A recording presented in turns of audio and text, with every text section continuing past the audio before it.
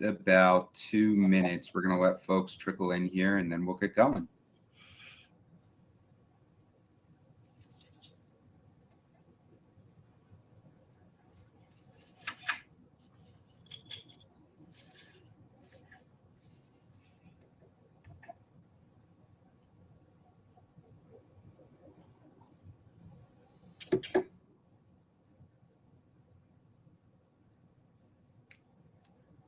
Hi, everyone. Welcome. We're going to get started in just about 1 minute.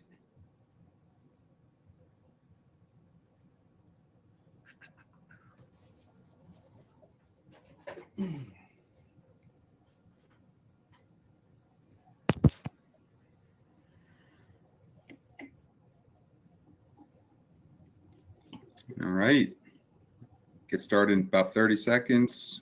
Looks like we got some folks from all over the country: Dallas, Charleston, Raleigh, Gaithersburg, Seattle, Toronto, Washington, D.C., Sacramento, New York City, Chicago. From cold Chicago. Yeah, it's cold in Philadelphia too. Too cold. All right, why don't we jump in? It's 12:32 and I want to be respectful to everybody's time. Can you guys see my screen just to confirm? Still? Awesome. All right, guys, let's get rolling. Welcome to our Legalease with the Ladies quarterly webinar. We are going to be discussing disasters today, and we're going to be talking about how to mitigate disruptions to your event. I will go over the agenda quickly, and then we'll jump into some background information for you guys. So today's agenda, we'll start off quickly who we are. I think you guys know us by now. For folks who might not be familiar with HopSkip, we're a platform, we're a tech company that provides a platform or product to professional meeting and event planners to streamline how you source and contract hotels for business events. I'm going to pass it over to Kelly. She can introduce herself, and then Barbara, if you don't mind as well. Well, welcome to today. We're excited to talk about disasters and crazy risk stuff. Kelly Bagnall with Holland & Knight. I represent primarily the hospitality management company and owner side of the business, although I do represent a few groups as well. Barbara. Good day, everyone. Hi, Barbara Dunn with Barnes & Thornburg in Chicago. Pleased to be back for another webinar with my good friend Kelly and our friends at HopSkip. I get to represent the group side of the meetings and hospitality side, working with corporations, organizations, associations on meetings, events, and trade shows across the globe. So happy to be with you. Looking forward to our robust discussion today on bad things that can happen, but hopefully strategies that we can start employing to minimize those. Sean? Awesome. I'm going to skip over this slide since I just introduced myself and what HopSkip does. So we'll get to the next slide. We got a lot of content for today. And before we jump into it, as you hopefully all know, disclaimer-wise, this is not legal advice.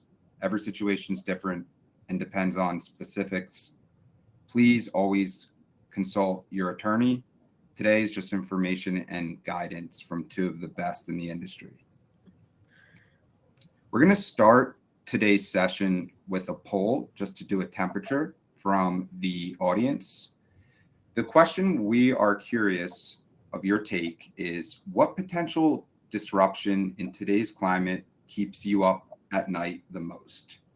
We have a poll that should be appearing on your screen right now. It looks like folks already figured it out.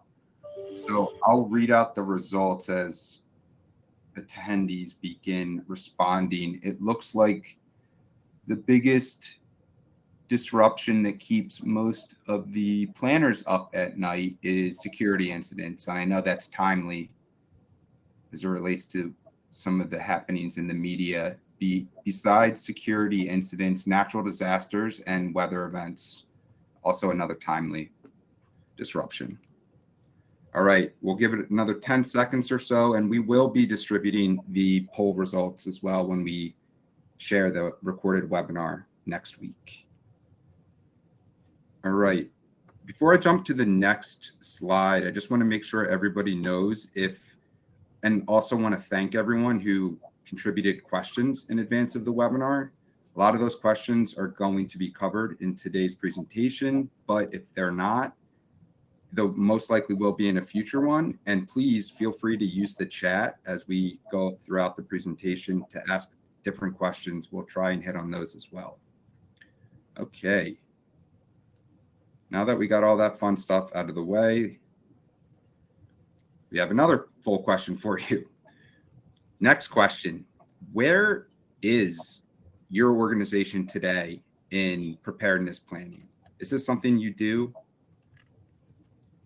So the answers are on, or excuse me, the choices are on your screen right now, just like the previous poll. Looks like most folks have a comprehensive plan that's updated regularly. That's great to hear.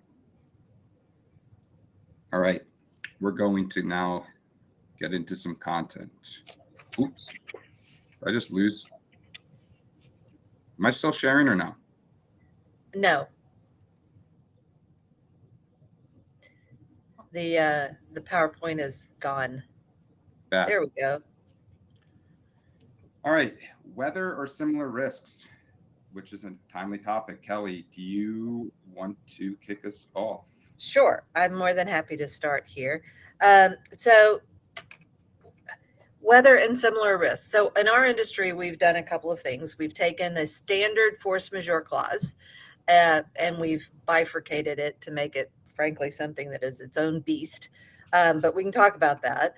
But and why we did that. But just so you know, in most state laws, for example, and I'm not speaking to anything outside the US, most state laws already have built-in laws that apply to force majeure.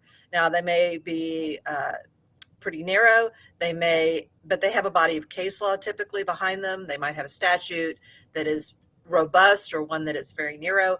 But even if you don't have a force majeure clause in your contract, you are covered under most state laws for force majeure. That being said, again, as I mentioned before, we have had kind of a crazy bifurcated nature of the force majeure clause. And it's not my personal opinion that we should continue to make our force majeure clause more complicated or more robust. Barbara can share her thoughts on that. Yeah, I would say that, Kelly, that's correct. Certainly, I think the attention that the pandemic drew to that clause and what was existing case law and what became case law has definitely called attention to it. Having said that, you, like me, have been among the practitioners saying you don't need to make big shifts and changes to the language. And I know we'll dissect the sample clause that you have in a moment, but just to say that it's really important that you look at the two critical parts to that clause. First being the definition of the force majeure event, whether an event qualifies as a force majeure event. And then the second, and usually the most important requirement, is that what that event did, what impact that event had on a party's ability to perform the contract. And that's the part, Kelly, I think in negotiations that between the group side and the hotel side often become where there's a stalemate on those topics. Absolutely. Let's briefly pop to the next slide because I think it's a good segue into the clause itself. Let's do it. And then we'll come back to this. So as Barbara mentioned, you have something bad happens, the laundry list, right? So that is the government regulations, war, civil disorder, whatever that laundry list is that you tend to negotiate. And then you have your second prong of the test. In this scenario, in this example, it's something being illegal or impossible to substantially perform the agreement. So those are the two aspects that Barbara and I are referring to. And I will tell you, I get clauses all the time from groups that don't have the second prong. I personally don't think you should ever have an open, just something happening does not trigger, in my mind, should not trigger a force majeure. There should be both prongs. Now, you may have different words in the first or the second prong, and Barbara's going to talk about commercial and practicability because hotels don't tend to include those. But you should be very clear that there should be two prongs, no matter what. The balance of this clause talks about notices being given. I know there were some questions raised about that we'll get to as far as timing, and that you have to take reasonable steps to overcome that force majeure. So if, for example, your property was damaged by a hurricane and there was a roof blown off, but your group event isn't going to happen for another year and a half, is the facility taking reasonable steps to fix that force majeure occurrence that happened so that the event can go forward as scheduled?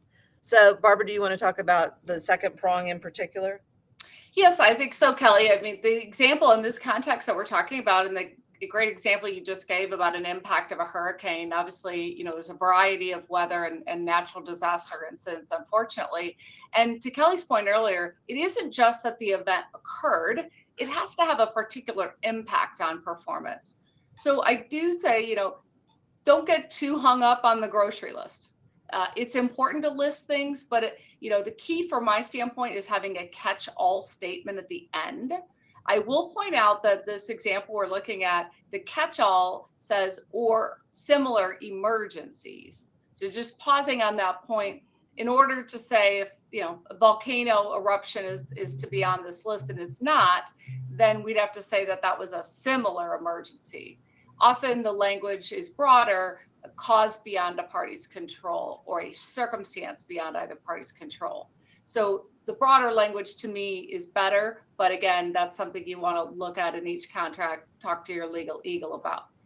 Now, the second part, the second prong, that's got to be the impact on performance. And in this example, it only applies if it's illegal or impossible. So Kelly, it could be the case that with the roof damage, the hotel might still have a certificate of occupancy, right? They could still do business. Maybe there are ugly tarps on it or something along those lines. From the group's perspective, often the impact on performance is something less than illegal or impossible. Something like, as you mentioned, it commercially impracticable. My shorthand version of the definition is to say that business minds agree that performance is impractical. And often the example I use is if there is a hurricane impacting an area and the airport is closed and the roads are closed and there's definitely bad weather in the area, but the hotel is open and the lights are on, it's not illegal, it's not impossible. Is it business minds agree that it'd be impractical to bring 2,000 people to that city or that hotel for the meeting? Yes. Could a group establish that a certain percentage of their attendees may not be able to come? Yes. And that's the type of standard of impact that I would always seek to have in the clause. But to your point earlier, Kelly, just passing it back to you, I think it's not, this clause isn't the be all and end all of the subject matter. As you point out, there are state laws that address these issues. I know there was a comment in the chat about whether you're better off deferring to the state law, right, as opposed to having a bad force majeure clause. I would say my famous 2-word answer, it depends. Take it on that. Well, and coming back to pick up that last comment you made. So when Barbara says it depends, it certainly does depend, and every state is different. And so unless you have investigated that particular state during your negotiations, you don't know whether or not it is better to go bare, if you will, on a clause if, for example, you're not reaching an agreement. If the state has a robust force majeure body of case law, you may want to say that this force majeure clause, whatever you negotiate, applies as further supplemented by state law. And so, or something of that nature, so that you're trying to loop in both bodies of case law and the contract itself. Now, that may not be acceptable to the venue. It just depends on what you're negotiating. The other thing I would say is, and I'm bringing this up kind of wishing that probably I didn't, but COVID, epidemics, pandemics. So it's not the occurrence of COVID, an epidemic or pandemic. And now they've applied, right? So we know what happens when COVID happens. And we know that governments go out and they do certain things. In this scenario and in this language, we've got government regulations. That government regulation is what's going to be triggered by your pandemic, your epidemic, or COVID. And so do you need separate language? In my feeling, no.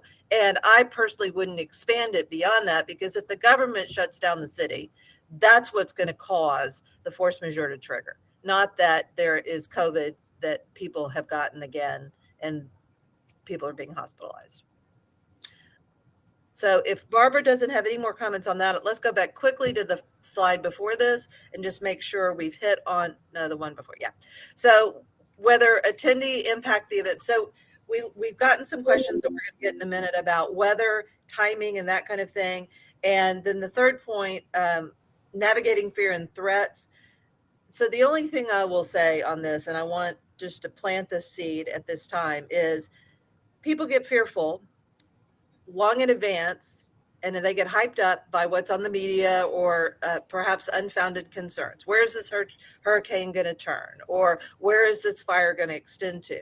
And I encourage everyone to be particularly mindful of the fact that you don't want to have a knee-jerk reaction and then end up owing a cancellation fee because your knee-jerk reaction didn't come true. Barbara, back to you before we move on. Yeah. Well, yes, I would say that, Kelly. I mean, and this is the stepping back for a moment saying, in all of the scenarios that we're going to talk about today, common sense overrides everything.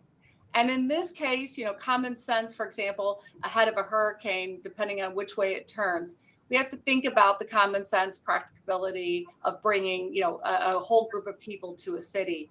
So thinking ahead and planning for these situations, how much lead time would we need if we had to communicate to our attendees some impact of this event?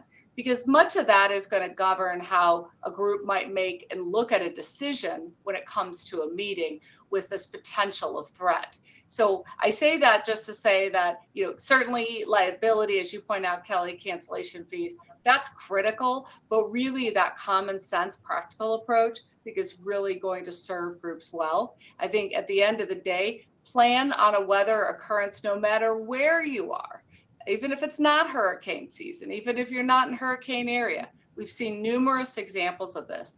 Think about an impact of a weather or natural disaster on your meeting.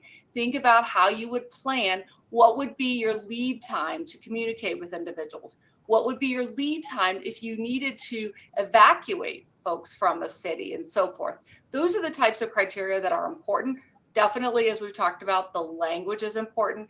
Look very carefully at the clause, again, working with your legal eagle. But at the end of the day, hopefully the clause isn't going to hold up a contract being finalized, but really it does present a push point for discussions to start. And again, pleased to see a lot of you have already developed plans. So think about weather and natural disasters and factor those in your plan. Absolutely. So let's go to the questions. All right. First question. Some properties have held firm that they won't accept a cancellation ahead of a weather event, i.e. hurricane, wildfire, blizzard, before the official government declaration has been made. So how can we, with our venue and destination partners, within the terms of our force majeure clauses, get out in front of these things? So let me just start with kind of an underlying premise that Barbara's already alluded to. When you're creating your plan, your disaster plan, you've already thought through how much lead time, how much notice, and you've done that for each of your events. While you may have the underlying plan, you put specific facts to those specific events, but that should be communicated to the venues up front when there's any concern as soon as possible. Because I think there needs to be an awareness on the venue side as to what your concerns are and what your timing is. But let me hit on a couple of other points here. The first is a government declaration. So as everyone on this call I'm sure knows, state of emergency declarations are issued by governments, and they're issued for multiple reasons. One is to protect lives and people's property. The other is to trigger government funding. And so it depends on the wording of the state of emergency declaration as to what the government is triggering. And they may be pretty broad, but it doesn't mean necessarily that the event is prohibited. So you've got to be very careful. You actually have to read it. If you hear that a state of emergency has been declared, for example, in the state of Florida, you can find those online and read them to make sure you know what the governor is specifically declaring. And the other thing I will say is, when it comes to getting ahead of things, once you've communicated your facts, the venue will necessarily have to communicate kind of its facts. We won't know until X, Y, and Z. I will share one story though. I've had 2 lawsuits where 2 different groups canceled events in Dallas because of storms that were rolling through in the Gulf of Mexico that ultimately did hit the southern part of Texas, Beaumont, and then moved on over to Louisiana and that way. They canceled, claiming force majeure. In Dallas, sunny and hot, sunny and hot, sunny and hot every single day. There was no impairment of people coming in and out of the airport, and they ended up owing cancellation damages on both. So both groups did. So I just want you to be mindful of the fact, don't, first of all, know where you're going. They seem to have a false sense that Dallas was near Beaumont, which it's 7 hours away. So, and even after we pointed that out, I think they were already married to their idea. So, Barbara. Yeah, well, Kelly, that's certainly a problematic example. And, I think it speaks to the point that if you're in a circumstance in which you may need to invoke the clause, and speaking from the group side, is to make sure you're documenting everything that's going on. So Kelly mentioned just state of emergency, but that alone may not be enough to trigger the clause. So thinking about it, knowing where your group is traveling in from. What are the airlines saying? What are the weather forecasts saying? What is the power company saying about the likelihood of power going down?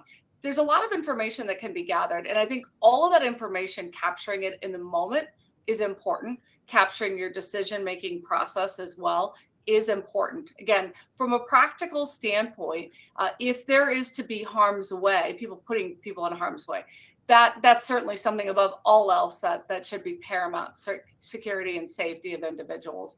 But that said, having the ability to look at the criteria. If the example you gave, Kelly, we're talking potentially an hour outside of Dallas, and it's going to disrupt, bringing any airplanes in that area, right? We're talking a different scenario. So I do think just not making, as you said earlier, Kelly, kind of a knee-jerk reaction on any of this, but really getting the facts, because if you are going to invoke the clause, you're going to want to have all those facts ready to go. You may not have to present them at the time you notify of cancellation, but you may need to present them if the hotel might want to make a dispute out of a cancellation fee, and the group's going to need to back up their reasoning on why the force majeure clause applies. Absolutely. Next question. Well said. Let's get to the next question. Barbara, why don't you take the next one, because it really is group side oriented. Knowing force majeure has specific legal meaning, how do we contract and or plan for contingencies more effectively and agreeably? Barbara? So again, I think it's important that groups, from the group's perspective, this is true on the hotel side, we have to think about what makes the most sense. And I think often in a negotiation, the best tactic you could employ is to explain why you're seeking the language that you are. And really, even more than that, seeking to address a particular situation, and maybe not saying it has to be my language or your language, but just addressing the situation. So again, going back to that 2-pronged test on force majeure, coming up with a common sense grocery list, a grocery list that's not overrun, but also that covers some basics and has a catch-all statement. So again, as you're communicating your needs to a hotel in a negotiation, I think the discussion would be, we need to address the circumstance in which a weather or natural disaster could impact our ability to have the meeting. We also know you, hotel, need something to address if something happens to the hotel for you to host the meeting. So let's talk about a couple things on the grocery list that makes sense. Let's talk about a catch-all that makes sense. Now let's move to the next prong. Let's talk about what impact is reasonable. We agree that illegal, impossible is hard to meet. We're looking for some significant impact on our attendance. Maybe we put in a percentage approach of people coming, but we're looking to have that bar lowered. And again, hotels, I understand the concern is we don't want to make the bar too low, too easy to trigger. So let's come up with a reasonable standard. I think, again, the way you could communicate this in a negotiation in that manner, there are lots of different ways to phrase this, but it's those issues that are really critical to address in the clause, and taking the approach understanding we don't want it too easy to trigger. We don't want it too hard to trigger. We want it to cover common sense. I think all of those factors come into play. It helps to really ease in the negotiation, showing some flexibility, but still walking away with your needs being met. And again, I'd say, Kelly, for the hotel as well, obviously making sure that if there are issues impacting the hotel's ability to perform, that those are addressed. Right. And I will say one point that Barbara brought up had to deal with, for example, if there's a percentage of folks who can't travel. Remember, hotels are already providing a certain amount of attrition. And so, or typically they are. I haven't seen a contract recently that didn't include attrition. But, so when the hotel's talking about people not being able to come, it's going to have to be a number well above that. So at least for a negotiation standpoint. Why don't we go to the next one? Many force majeure clauses are now inclusive of a time limit when the client must notify the hotel. 10 days is an example. How do we negotiate out of this time frame or time limit? So since that's a hotel side, I'll start with that. My feeling is this: why can't you notify the hotel that you want to try to trigger the clause within 10 days of the force majeure occurring? My feeling is that there needs to be some time frame. If we haven't heard from you, we're going to assume you're coming because we're still open. And if we need to have a discussion about it, then you should have notified us in the time frame that was in the contract. Whether you want to negotiate 10 days to something else, that's fair to have that negotiation. But I don't think the concept should necessarily be removed. Barbara? Well, I want to be clear, Kelly, that there are really two contexts in which time can come into play. This example is about the notification. Right. And that my general rule on notification or time frame is never put yourself on the clock unless you can manage that clock. And so from the group's perspective, if you accept this clause, you better calendar this all over your organization to say, hey, if this thing happens, alarm bells, we have to tell the hotel within 10 days, or else the clause doesn't apply. So, from my standpoint, we don't always know day one, what's going to impact performance. Maybe we know day 9, maybe the force majeure continues, right? The power outage continues or so forth. So my preference here is to say reasonably practical. But the other way time comes up is the timing around when an event occurs relative to the meeting. And that kind of gets us back to that grocery list. Because sometimes that might say, if within 30 days of the event, all these things could happen, right? They're putting time bounds around the grocery list versus time bound around the notice that you want to trigger the clause. That's right. So I think both of those are important. And again, Kelly, I understand the concern in terms of wanting to know sooner than later. I just caution everyone to say that, once you put yourself on the clock with agreeing to those days, you have to be able to manage the clock. So you really want to make sure that you can address that. That's fair. Okay, so let's move on. We got the next poll question for the audience. How confident are you that your current contract language adequately protects your events? Be interested to see the responses here, where we have very confident coming in as the leader,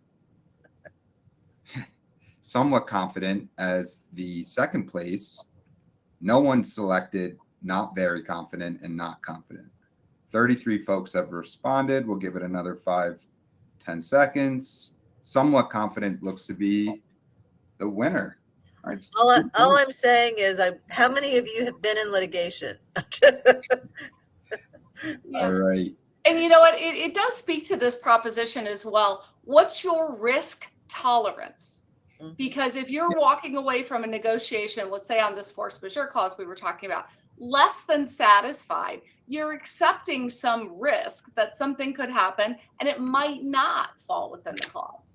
And again, that's that risk on both sides. So some of you maybe that responded on the somewhat confident, it's going to depend. Again, the it depends phrase works its way in here. So thinking about how much risk your organization wants to accept or can accept and balancing it against the business side. And I will say that there are some very creative lawyers out there who will read a clause and say, well, this says X. And we're like, How do you get that, right? So no matter what your confidence level is, you will always have someone on the other side who thinks differently and is going to present it in a different fashion and try to convince you that you're wrong. So that's my 2 cents there.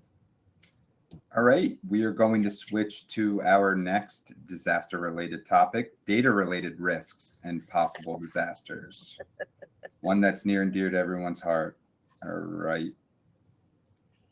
Kelly, you want to start us? I'm happy to. So, data risk, we get these questions periodically, both on the hotel side, and I know that groups present lots of questions and planners have submitted questions about this issue. But let me just break it down in a few things for you to consider.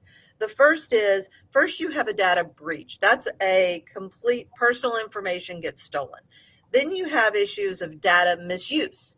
Everything all kind of fits into this category. Data misuse means that you're using data, your organization is using data, either in a way it wasn't intended, it's being misused, or it's being shared with multiple parties. And so you have a risk of them misusing it. That'll be attributable back to you. So in those instances, I would recommend kind of evaluating those two risks and how you're covered in each scenario. You also have, the technical and business risks that stem from someone breaching your system and then you discovering that you weren't as prepared as you thought you were. In that scenario, you want to look at your cyber program. You want to look at who's responsible for what. You want to look at your contract provisions that you share with when you're sharing data, either with a hotel or when you're sharing it with a vendor who's doing work for you. You want to double check your training for your employees to make sure that you're current and up to date on all your training and that you're giving it often.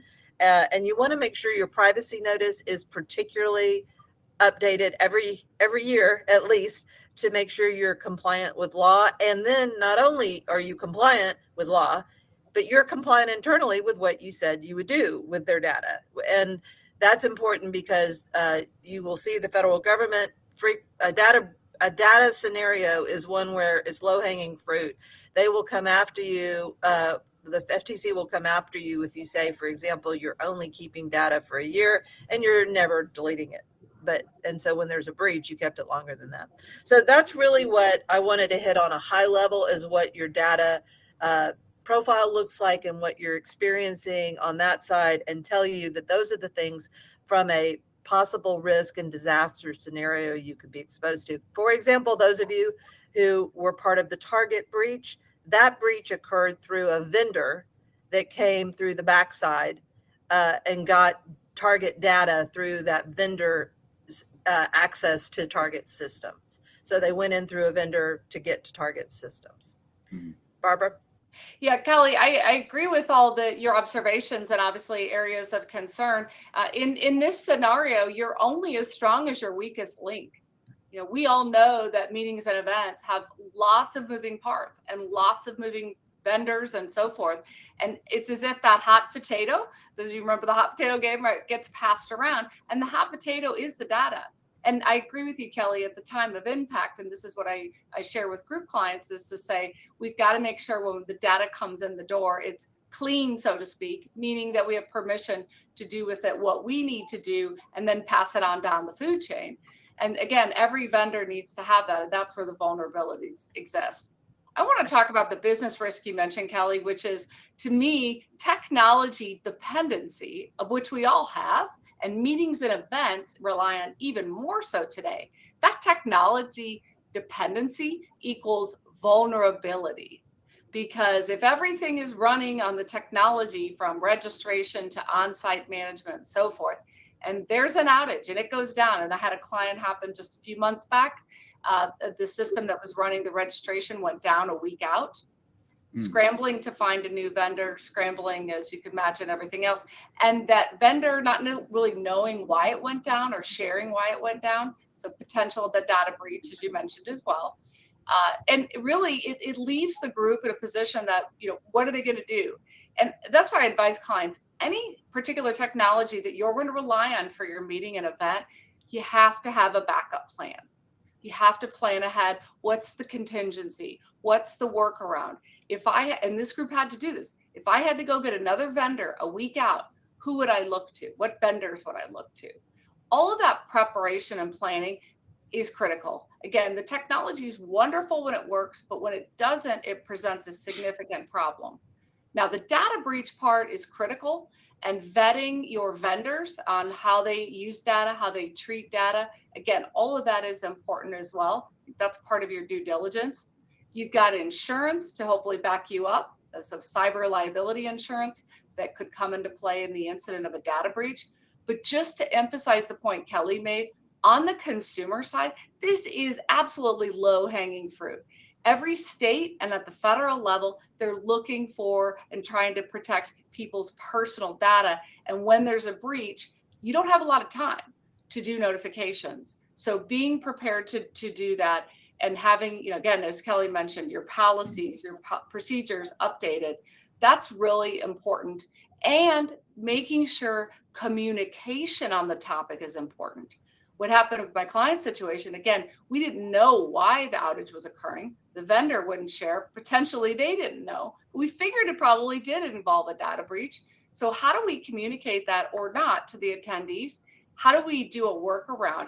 That became important. But communications in all of these instances, how we message it, is going to be particularly important. So thinking about these ahead and planning a communication strategy is also part of that mix. Kelly?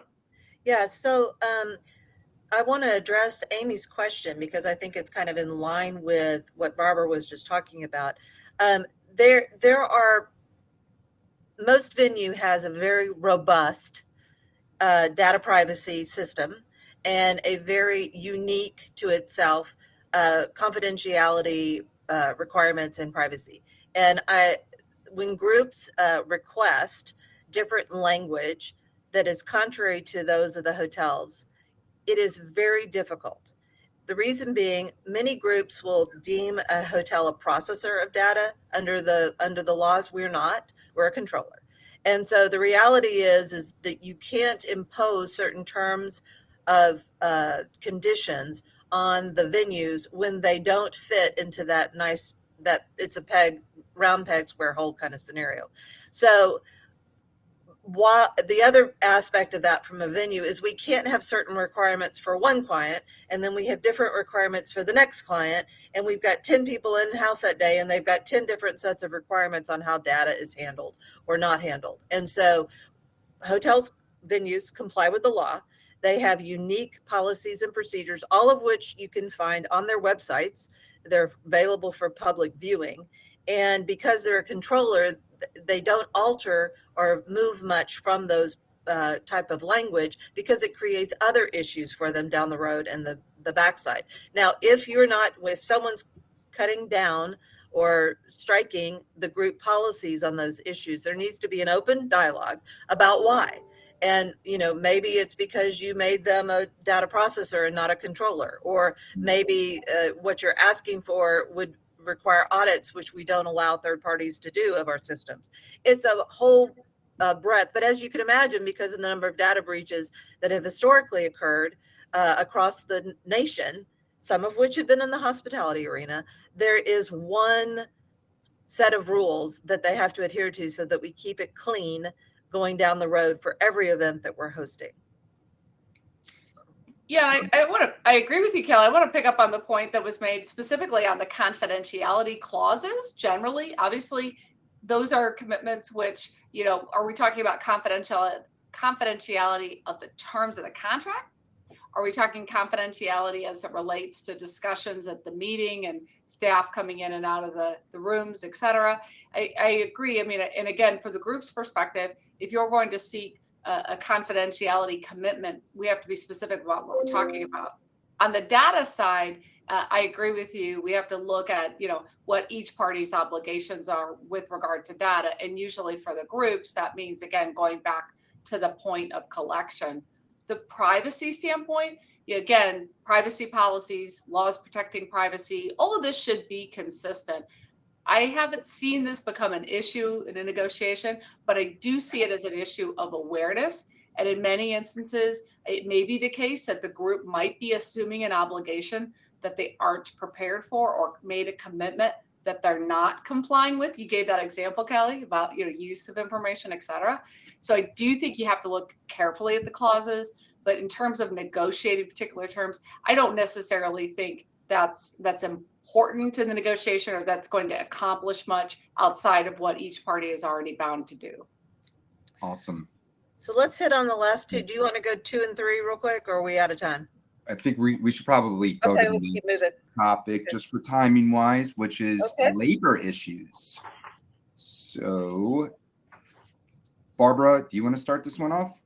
Absolutely. So, we continue to see certainly an advent of changes to labor, to employment. Certainly our hospitality industry continues to struggle to get employees in the door. And so labor challenges generally have been a concern, and specifically, with the organization of labor, with unions and others coming into play, and certainly some of this coming, front and center in the recent past, the potential of a labor issue being a bit of a crisis or a disaster potentially at your meeting is something, again, we have to plan for. Now, it may be the case, many of you might say, well, this particular hotel they don't have unions, right? It's not going to be a concern or an issue. That doesn't mean that your event couldn't be impacted by some labor issue, right? Labor shortage, et cetera. So I do think you have to vet labor just as you would in any instance. Really looking at the clauses specifically. Remember, terms like strike it can be a term of art, a definition under a contract. So you really have to look at what's your concern. When I work with a group and we talk about labor, there's probably two things that I would focus on. One is whether your attendees at this particular event, or speakers or exhibitors, et cetera, whether they're going to be impacted if there was an ongoing strike, capital S, at the hotel, right? Picket lines wouldn't cross picket lines and so forth. Now, some groups might say, yes, our folks, they won't do that. Others might say they might not like it, but they would do that, right? Okay, that might address the first issue. The second issue, and everyone's concerned about, is what the impact on the hotel's ability to perform is going to be, to provide the goods and services, sleeping rooms, catering, housekeeping services, et cetera. That obviously is paramount, everyone's concern. So from the group's perspective, looking at the language in that manner, what do you really care about? Is it a strike? Is it a protest? Is it a informational picketing? What do you want to tie that to, the ability to walk away, to cancel without liability? Or do you want to first tie it to an interim position in which the hotel and the group work together to try to figure out if there was a strike or some labor dispute going on, how would they work together to determine an alternate plan for the hotel to perform the duties under the contract? And that becomes a critical aspect of it. So I encourage groups to kind of think through all of those components. Now, having said that, we've seen a lot of instances ahead of a meeting, a potential union of strike or a labor dispute, contacting attendees saying, don't go to this hotel. They're not going to have any catering. You better pack your suitcase full of granola bars and so forth. And many groups say you would contact me and say, we have to send the unions a cease and desist letter. They have to stop this. This is the union's right to share their concerns and grievances about working conditions and so forth at hotels. So groups have to be very careful there. Really, what we need to do is more so focus communications on our attendees, letting them know, you may have heard that there's a potential of a strike at this hotel in a couple of weeks at our meeting. We're working closely with the hotel to ensure there's no disruption. We respect the union's right to organize and represent labor.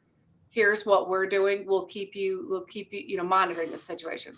That's the type of discussion that should be had and be prepared to have versus, again, any knee-jerk reaction to respond to something. But Kelly, I know from the hotel's perspective, when often groups are asking, well, what if these folks do go on strike? How are you going to get food in the building? Hotels often are kind of put in that position to defend that. And I know some of that information they could provide and maybe some that they couldn't provide. Well, hotels, as you can imagine, are prepared for this type of scenario. It's these aren't especially depending on the jurisdiction where the hotel is located, these are not things that haven't happened before. And so I have several hotels that have, if there's either a strike or picketing threat, they've already mobilized their internal forces and they're ready. So they can handle everything going forward as it relates to that event and make sure it's seamless. Now, that being said, I do think that I'm not a fan of putting labor strikes in a force majeure clause. I think you need to negotiate very specifically what that language needs to be and not rely on the laundry list. I think your group may have certain sensitivities and not others. For example, if someone's handing out informational flyers, that may not bother anyone and certainly wouldn't trigger a concern versus other things. And so I really want there to be a dialogue on that issue, but know that the hotels, especially in those markets where they are not uncommon, will already have plan A, B, C, and D ready to implement depending on what is occurring. And so, and the open dialogue should put some groups at least somewhat at ease about the next steps of what's going to happen. Awesome. And Kelly, I agree with you on the strike as it relying on the force majeure clause. I agree with you. And most of the force majeure clauses are written such that if it is to be strikes on that list, it often excludes the employees of either party going on strike. Because the argument in force majeure is that things on that list are things beyond either party's control. And arguably the concept of the strikes of one of the party's employees would be within their control. So again, I always make that distinction too. I think it's better to unbundle it, but I also think it's also important, as you said, to have that dialogue ahead of time, troubleshoot, have a plan, have a communications plan as well. Again, I bring that up again. Yep. Great. Sorry, Kelly, we're going to say something else? No, I know we're timing short. Yep. I'm going to skip to the last section here because I know a lot of folks asked questions about this in advance, which is emergency response and planning fundamentals. Barbara, do you want to kick this off? Absolutely. I mean, first I'll say to everyone participating today, thank you. It was great to see in the polling earlier that many of you have a plan. You regularly update a plan. I know a few of you don't have a plan, and there's plenty of opportunity to develop a plan. Plenty of our industry organizations have sample plans. Plenty of the planner groups and others share plans. So there are definitely resources out there for you if you don't have one to start one. But just having one doesn't solve the problem. You really have to train to it. You have to speak to it. It's a living, breathing document. Right. Because, of course, we might anticipate the list of crises that could happen and impact your meeting. You need to be prepared for how you're going to respond, what staff members are going to be in charge, what resources, what contact people at a hotel or a convention center are going to be in charge. Well, how are we going to communicate with one another? Are we using phones? Are we using radios? There's a whole bunch of things. Again, remember that redundancy or having that dependency. We need to have the backup plans. So really understanding the plan and even putting it into drills, training, et cetera. That's to me particularly important. In a pre-con at a hotel or convention center, bringing in the security folks, bringing in the medical responder folks, going through the scenarios of what happens if someone has a health situation, what happens if there's a fire in the building, et cetera. All of those things, every building is different, right? Every building is different, every hotel is different, needing to sort of understand the logistics and really working on this ahead of time. There have been a number of tragic circumstances and issues that have happened at meetings and events, and many of you put safety and security on the top of that list. So that paramount above all else, security and safety of your attendees. So looking at your crisis plan, thinking of potential scenarios, and even in a circumstance of an active shooter or something along those lines, being prepared to respond and address to that. think it's really important to everyone in that circumstance would be concerned, might forget that we even had a plan, and yet with the ongoing resources, training, et cetera, I think that could be honed and implemented in the instance of even an emergency when people might otherwise tend to panic. So thinking ahead, planning, training. I know there are folks, consultants that also do this work, thinking about maybe engaging their resources, but just making the plan. Kelly, I know when you work on the hotel side of this, really making the plan in the forefront of all the other discussions prior to and during an event is important. And I also suggest after each event, there be a follow-up, recap, and perhaps modification, because we learn, unfortunately, through events and occurrences. And while we can share stories and people can help us educate, well, we should have done this. This didn't work. What didn't work? What do we need to change? Because like Barbara said, this is a living, breathing document. It's a living, breathing process that needs to occur. And I do think that not perhaps enough time is spent with the groups asking those questions on house during pre-setup and pre-con to understand the flavor of what's going on, especially at other venues beyond the hotel. So is it the same level of intensity on security being asked at the restaurant where they're doing an offsite or something of that nature? Because that could be even more cumbersome. There's fewer exits. So, that's and they're not as marked. So that's one of the things you want to always be aware of.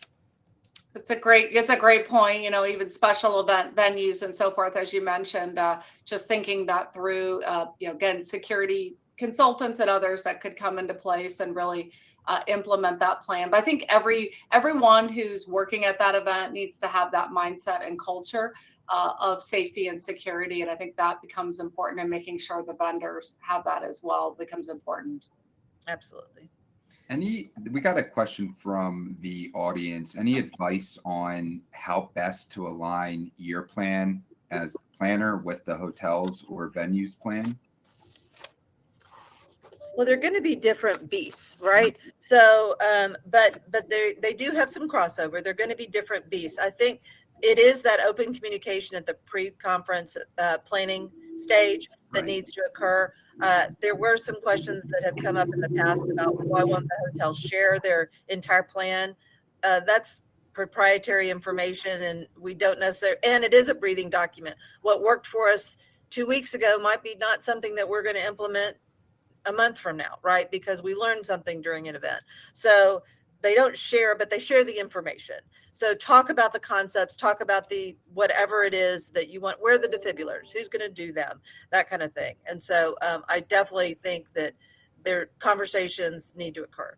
Yeah, absolutely. And I know, raised in the chat certainly is a tragic shooting death, in New York, and, in connection with a, meeting and, information, again, safety, security, who needs to know, all of those considerations become important in terms of, understanding that while you may be marketing your event or your agenda to a certain segment, that doesn't mean others might not have an awareness of that and want to be a bad actor. Similarly, the tragic event with regard to the food allergies that happened in California, also, something that's brought attention to the industry on food safety, security, management, integrity, not only around security of food and avoiding, poisonings and so forth, but also on the allergy side.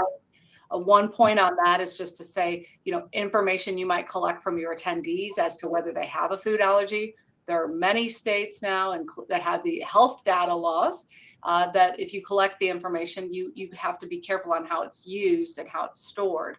So again, compliance on all these is important. How you message that, communication, be prepared. No one's stepping in front of a microphone unless they've had media training. We're not releasing statements until, hopefully your legal has looked at them. All of this in the moment becomes very important. So as much troubleshooting as you can do, the better, so that in the moment you'll at least have a starting point to work from. I think that's, among the best strategies that I've shared with clients.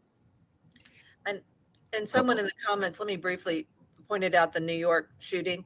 So one of that example leads us to, for example, if something, you may not need to message your clients about a shooting in front of the hotel. It could be there's been a huge wreck in front of the hotel or whatever, especially in a major metropolitan city. How else are they going to get in? What are the other entrances? If the meeting's being canceled, in this case, that meeting being canceled because of the shooting, how's that message? When is it messaged? That kind of thing. I think there are things sadly to learn from every instance, as tragic as that one was, and the group that was having the event there. This question popped up a few times from the group. How often would you recommend either venues or planners updating or reviewing their plans for updates? Barbara, my set is if you're not updating it annually, you're probably behind.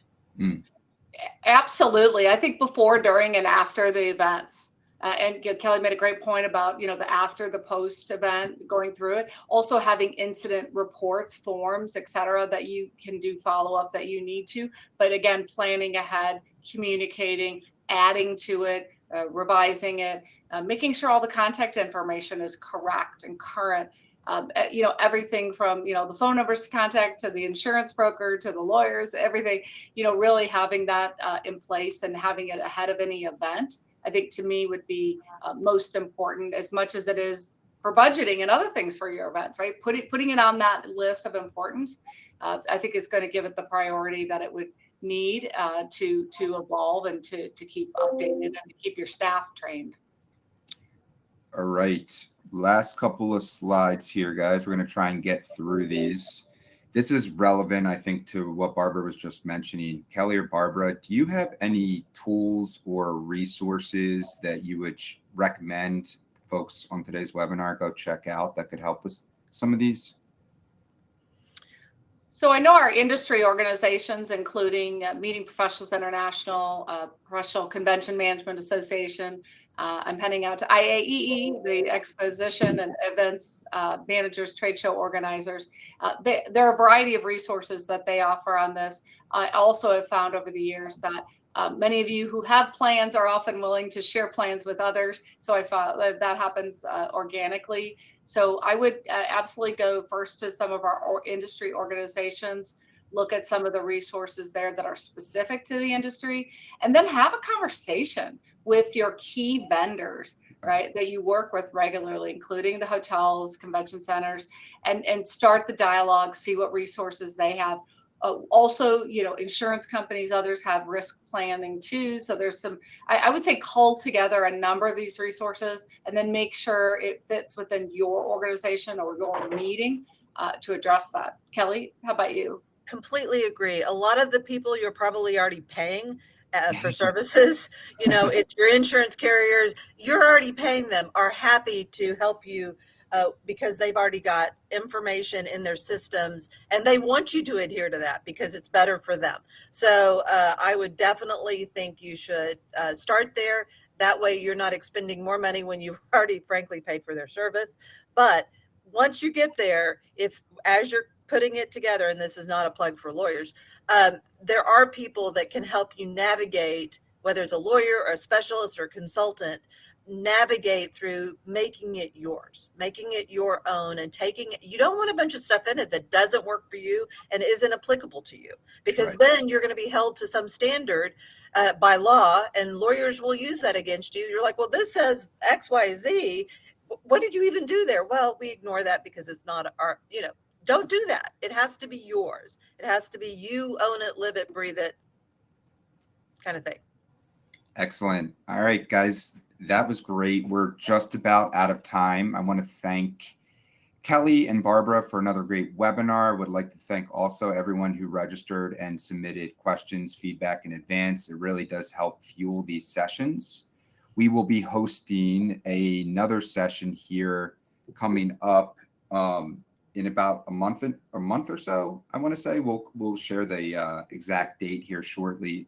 Registration is not open yet, but we'll be talking about risks or impacts, I should say, from the most recent election, presidential, and we'll also be having a webinar focused on AI and specifically contracts. So be on the lookout for some upcoming webinar invites. Please feel free to reach out with any questions that you didn't get answered from today's webinar, because again, that will go into future content. Hope everyone has a great rest of the day and appreciate you attending. Bye.